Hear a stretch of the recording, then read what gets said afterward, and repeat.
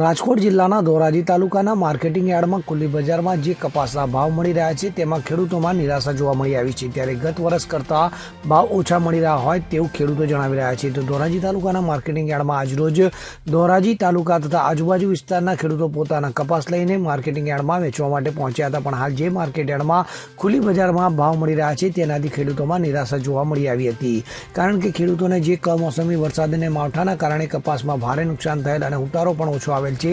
ત્યારે હાલ માર્કેટિંગ યાર્ડમાં ભાવ 1400 થી 1500 રૂપિયા મળી રહ્યો છે અને ખેડૂતોને ગત વર્ષે જે ભાવ મળી રહ્યા હતા તે ભાવ 1600 થી 1800 રૂપિયા મળતા હતા।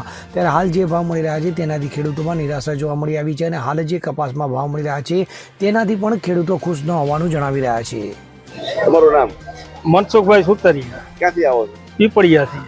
શું લઈને આવ્યા છો? કપાસ કેટલો ભાવ અત્યારે? અત્યારે ભાવ 1400 1450 રૂપિયા બજાર છે। માલ નબળો હોવાથી ગયા વર્ષે કેટલા તો આવક? ગયા વર્ષે 1500 થી 1400 રૂપિયા બજાર હતી આ ટાઈમે। શું તમે શું કહેશો આ બાબતે? આ ભાવ 4 રૂપિયાની લેટ છે, ઓછો છે। તમારી શું અપેક્ષા છે? અમારે 1500 1400 રૂપિયાની અપેક્ષા હતી। તમારું નામ? તુલસીભાઈ સાદુરભાઈ મકવાણા, ગામ વેગડી થી આવેલા છે। કપાસ નાખ્યો છે 1450 માં ગયો, અડધો કપાસ આવવાનો છે કમોસમી વરસાદના હિસાબે। ગયા વર્ષે કેટલો ભાવ હતો? ગયા વર્ષે 1800 રૂપિયા હતા, 1450, અડધો ખાચો છે। સરકાર માન્ય કઈક કરે તો સારું। ભાવ વધવાનું કારણ શું છે?